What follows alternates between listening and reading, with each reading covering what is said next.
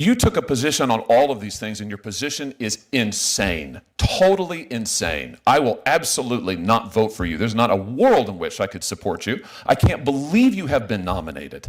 And if you are confirmed, which I hope will not happen, you absolutely must recuse across all of these cases or stand in violation of the Code of Judicial Conduct. I'm shocked you're sitting here today. Hello all, Jace here. Today we're going to go over a couple of clips from Senator Josh Hawley doing work on the Senate hearing floor.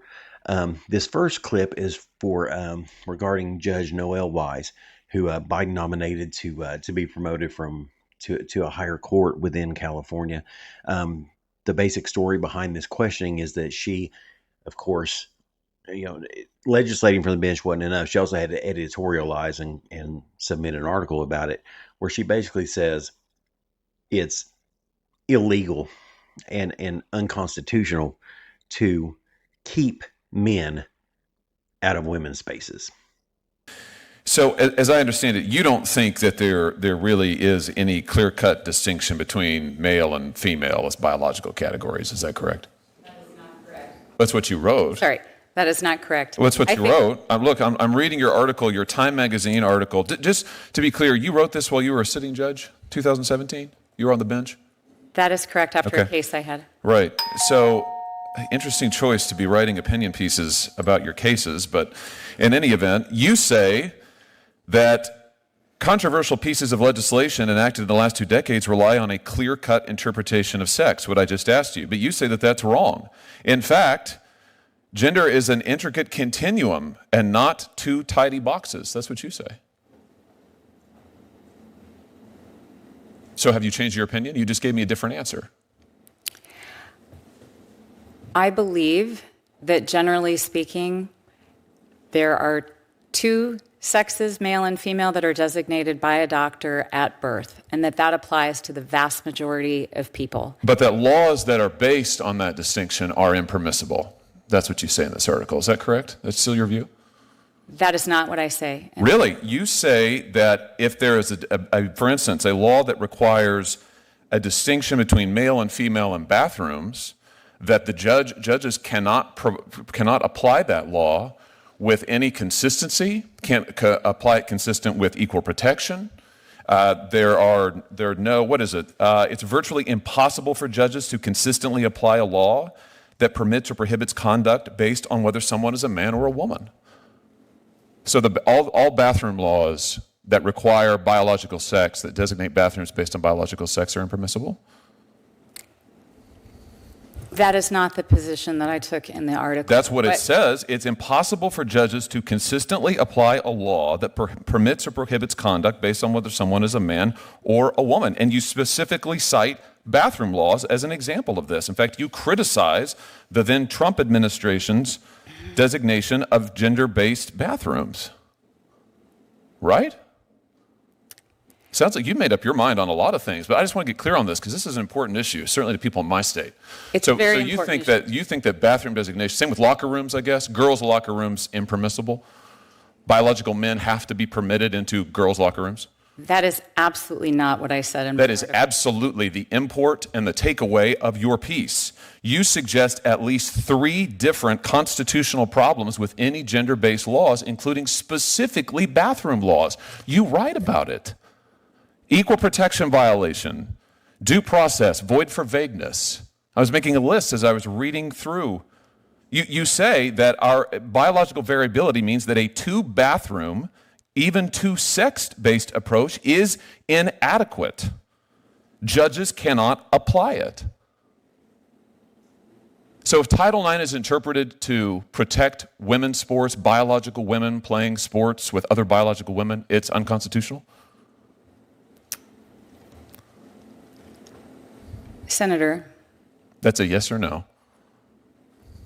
I was referring to the 5 babies born a day that doctors have challenges. No, you wrote an article that is extremely broad that pronounces on a range of issues and pronounces quite definitively.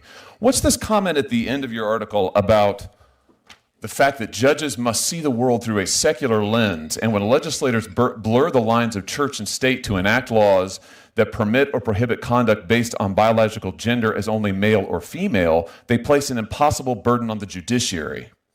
What's that mean? That distinctions between male and female are a violation of church and state?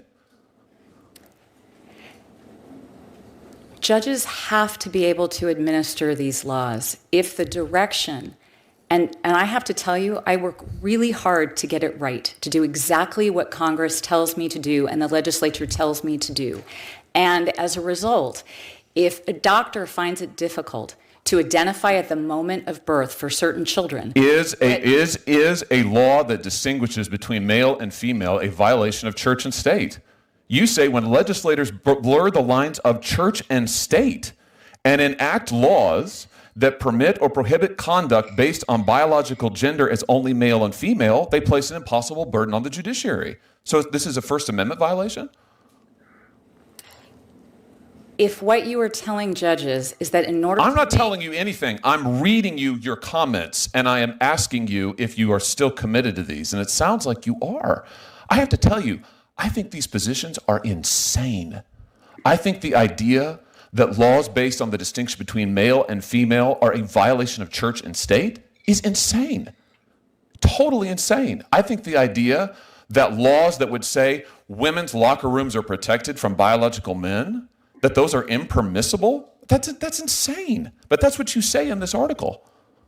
You're going to have to recuse yourself in a lot of cases, aren't you? Will you recuse in every case involving biological sex if you're confirmed? Senator, respectfully, that is not what the article says. You have pronounced on all of these issues. Will you recuse yourself in any case involving Title IX, biological sex, challenges to locker rooms, girls' sports, bathroom bills? All of those things are covered in this article that you wrote while you were a sitting judge. Don't you think that was impermissible? Will you recuse? Let's get an answer to that. Senator, your time is expired. Will you recuse?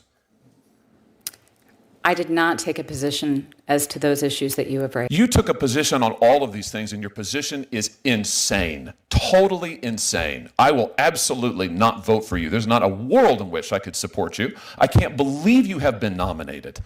And if you are confirmed, which I hope will not happen, you absolutely must recuse across all of these cases or stand in violation of the Code of Judicial Conduct. I'm shocked you're sitting here today.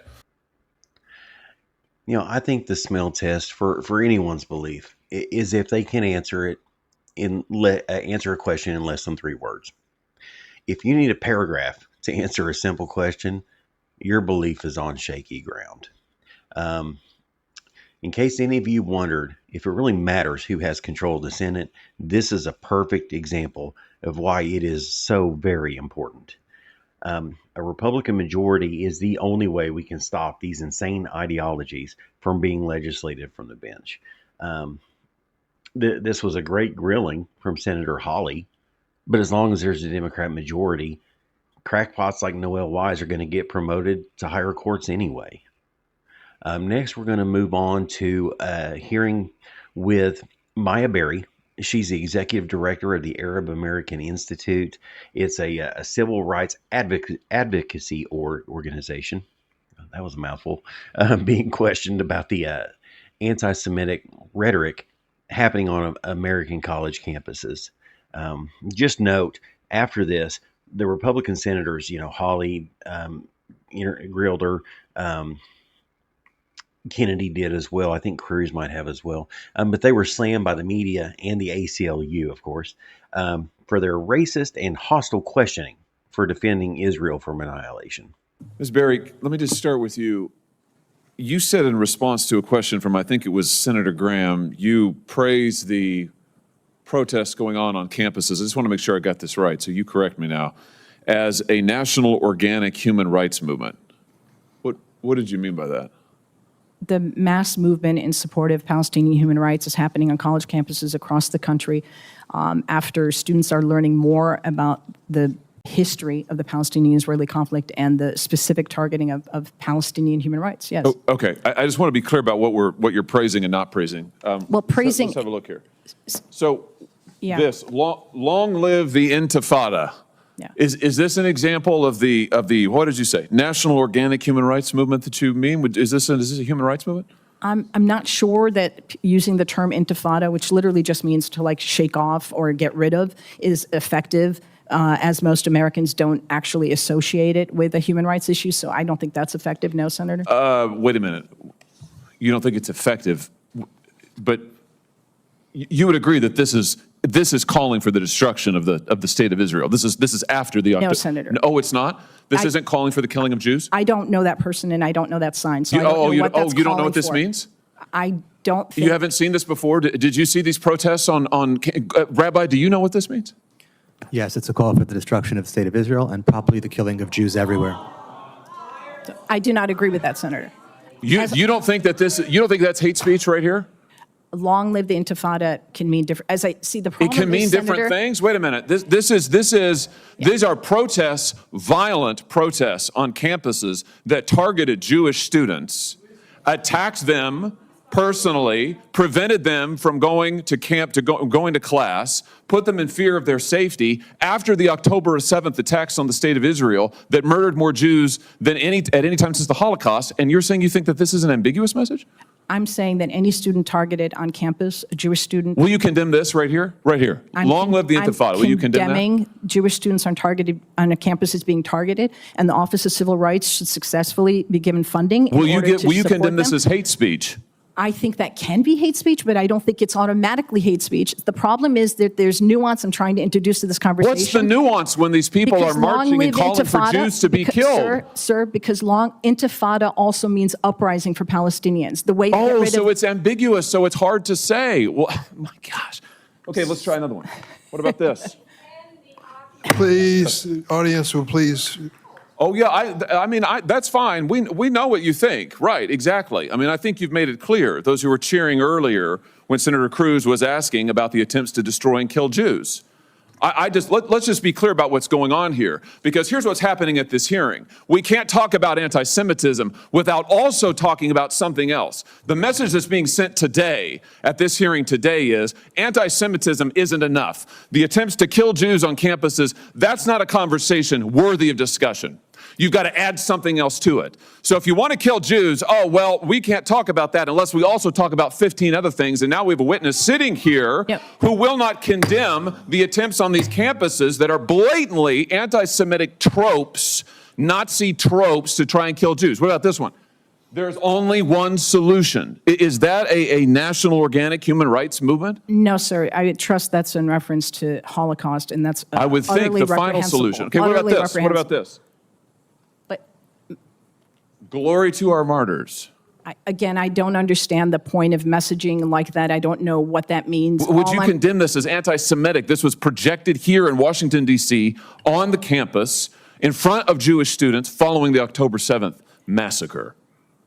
I think that is not appropriate speech at a time. It was hate speech in the context, don't you think? Sure, but the point is I would prefer to focus on the issue of hate crime. That's the reason I'm saying this is a hate crime.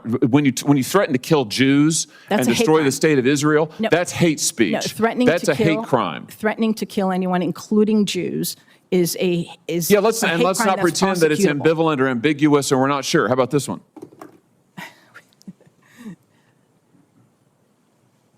Free Palestine from the river to the sea. That's not hate speech, sir. You don't think that this is a call for the destruction of the state of Israel? I can speak to what I think, which is amazing because I'd love to talk about what I think, but I really think the focus of our hearing You don't think that after the October 7th attacks, when this was projected in front of a group of Jewish students right here in the District of Columbia, you don't think that's an attempt to intimidate them and call for the destruction of the state of Israel? Focusing on hate crime, I would say if that were displayed on a synagogue, then it's a hate crime. If it was displayed on a Hillel, then it's a hate crime. If it's displayed elsewhere, I trust its speech. Well, and then we wonder why our students are confused. Rabbi, let me just ask you, are you confused about this message? I'm not confused, and I'll add that even if it was ambiguous and could mean different things to different people, Senator, can you imagine if there was a phrase that also meant kill all the black people? Would we be okay with projecting it because it might also mean something else to someone else? No, I mean, well said, well said. I'm almost done, Mr. Chairman, but let me just ask. Since the witness talked about a national human rights movement, let me just ask about a couple others. University of North Carolina chapter of Students for Justice in Palestine claimed, "It is our moral obligation to be in solidarity with the dispossessed, no matter the pathway to liberation they choose to take. This includes violence." Would you condemn that? I'm sorry, was that for me? Yes. It is our moral obligation to be in solidarity with the dispossessed, no matter the pathway to liberation they choose to take. This includes violence. You condemn that? I certainly condemn violence. Good. You condemn that statement? I condemn violence. I have no interest in engaging in this back and forth about individual statements of students. You know what? I do have an interest in it, and here's why. What I just read to you, the United States Senate unanimously condemned this rhetoric. And unless we take a stand now on this rhetoric, on this specific rhetoric out of the mouths of these students that you have called National Organic Human Rights Movement protesters, we are going to send the message that trying to kill Jews on campus, trying to prevent Jews from going to class on campus is just okay. It's just another viewpoint. Senator, it's your not time just is another viewpoint. And Never frankly, okay. what you're trying to do here Senator, today, I your think, is time wrong. has expired. No, in the comments of the Charlie Kirk video I posted a couple of days ago, I asked you if you think public protests are actually effective in creating change. I think this is a great example of why they're not. They're great at affecting sentiment, but not change. These kids have no idea what they're saying. It's just cool to attend a protest, so they go. The girls get called a racist, sexist, pro-genocide, whatever, if they don't attend. And let's face it, the guys go to be noticed by the girls. They often don't even know what they're protesting about. The pro-Palestine protests in America are especially ridiculous. They'll say they want a two-state solution while at the exact same time chanting from the river to the sea. You can't have Israeli and Palestinian states if Palestine has full control of the entire region. They're saying they want a two-state solution and the annihilation of Israel at the same time. They cry for Palestinian control while condemning Hamas, who has full control and the overwhelming support of the Palestinian people. This isn't like America, where you can affect change with your vote. They can't just vote out Hamas, which they wouldn't anyway. This is more like saying you support China, but not Xi Jinping. You can't have one without the other. Every argument, every protest is hypocritical on its face. Thank you guys for watching. Please like, follow, comment, subscribe, all that good stuff. And we'll see you for the next one. God bless.